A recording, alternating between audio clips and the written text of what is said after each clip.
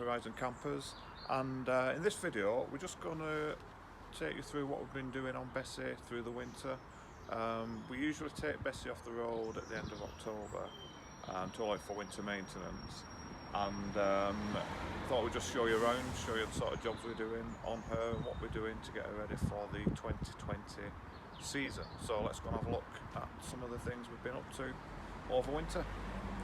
First jobs we did, just ignore the seal here, I'll explain what that is later, is if you come in here, you'll see we've put all the cushions into the cab area and actually sealed it off, because we've been doing some work in the back there where we've been revarnishing the wooden cupboards and things, but we'll show you that in a second. But in here, we've not done much to the cab area this year.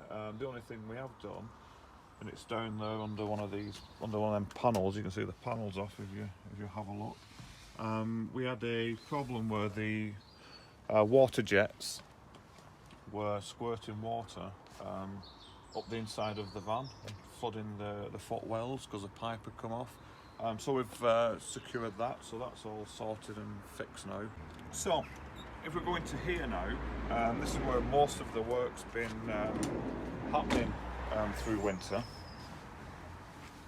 and it does look like we're doing some major decoration in here. As you can see, all the cushions, as I said earlier, we've moved them out and put them in the front of the cab and sealed the cab off with this polythene to make sure all the dust and stuff that we sand off these wooden surfaces don't go all over the front of the van. The reason we've had to do this is because of the terrible rain we've had through winter, really, and we've noticed some water's been leaking through the roof, and I don't mean pouring through, just seeping through, and what's happened is it's caused some staining to the roof at the top. I don't know if you can see that on the video. So we've addressed the outside, we've put some sealant on there to stop the water leaking through, and we've put some covers on all the tops of the nuts and bolts, and we've been busily trying to clean off the watermarks from the roof and also from some of these wooden panels here. As you can see, this one was really badly marked, but we've managed to clean it up using mould remover and some oxalic acid, which actually brings a lot of the black marks from the water out of there. So this is now pretty much watertight. There is another bit here that we need to repair, and I want to tell you about that one in a second, but the inside is pretty much watertight in terms of the roof. Through winter, where we had some water coming in, was through the sliding door seal here. As you can see, we've removed it now and rust treated and corrosion protected, where the seal will go back in. We've got a replacement one ready to refit, but when we took the seal out, what we did notice is the previous owner, whoever had it before the previous owner, I guess, had fitted the seal in, I think, around 8 pieces. So we ended up with pieces of seal this long in here with gaps, which meant that when the rain came through this way, the water leaked through into the inside compartments of the van. So we've got that sorted, the seals come off. I say we've corrosion protected all this, and putting the seal on, you know, even though it's a sliding door, you might think it's quite tricky. It isn't, because all we do is we just lift the sliding door off the track, move it around here, we can get the seal back on without even having to take the door off. We just unhook it, and I'll show you how to do that in a second. I was saying about the door seal, and in order to put the new door seal in, you've got to unhook the door, but you don't need to take it off. So basically all you do is you take this cover off. There's a cover that goes on here, you just remove that, and this is the sliding mechanism, if you like, and you move this block here along to this cutout, and you just lift it off and hook it and swing the door around, and then you can get the door seal in. Now, while we've been in here, this was in a bit of a sorry state, to be fair. It's one of those things that's hidden under a cover, but we've cleaned it all up, rust treated it, put some corrosion protection on there, and that's now ready to go back together. But we're not going to do that until we've got the door seal back on. So in terms of the engine then, while it's off-road, one of the things we do like to do is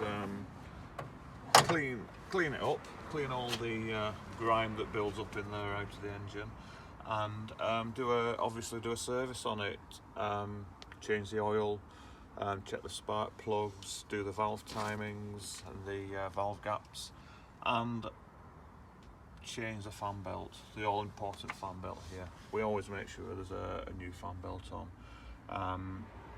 One of the things with these vehicles, because they are cooled, is they rely on the fan belt here to rotate the fans, which you can probably see at the back in that big hose in here, which creates a circulation around the engine and the fins on the cylinders, to keep the engine at the right temperature so it doesn't overheat. So if you're not familiar with these vehicles, one of the things we do say when you actually do hire these out is if the fan belt ever snaps, you must stop, because it will wreck the engine. But we do mitigate that. We always put a new fan belt on at least once a year, and if we do see any signs of wear on there, we will change it, because it's just not worth it for the price of a fan belt.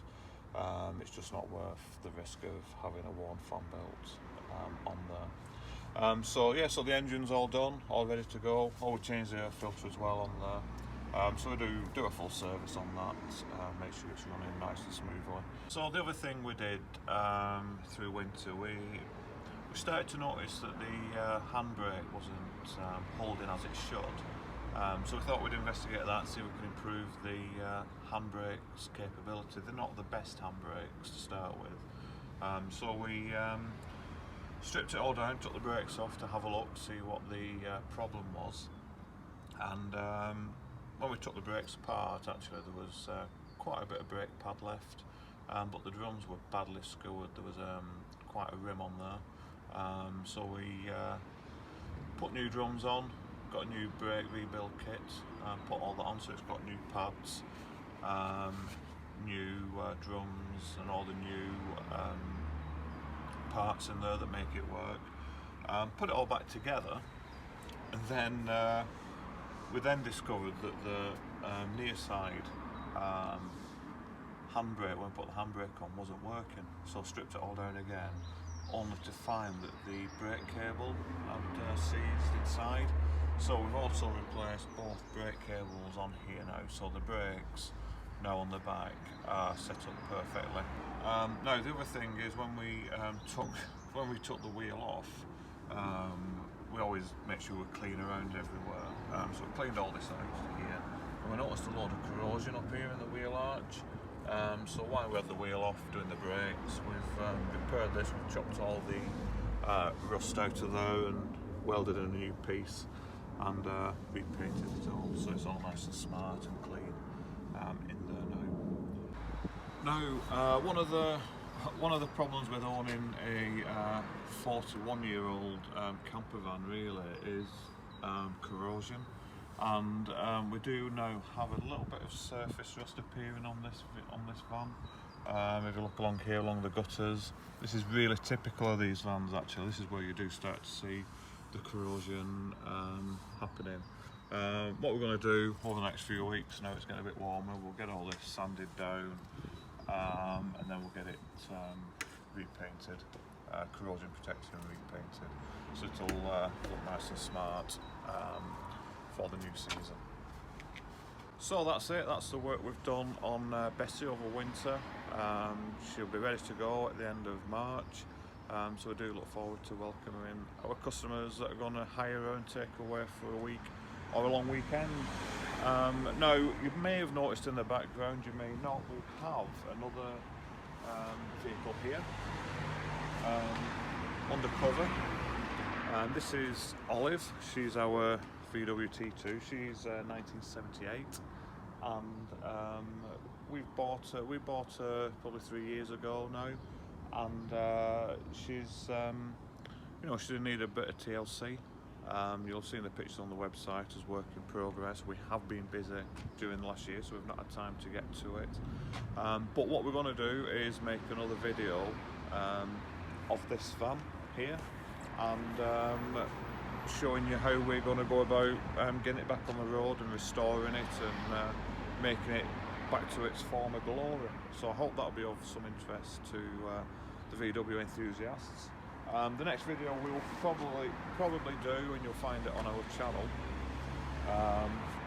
is we're going to uncover this so you can have a first look at it. We'll let you have a walk around with the video, and she's not started for about 18 months, so one of the first jobs really will be to get her engine going again. So hopefully that will go without too much trouble, but we will see. So keep a lookout for that, and we will see you soon.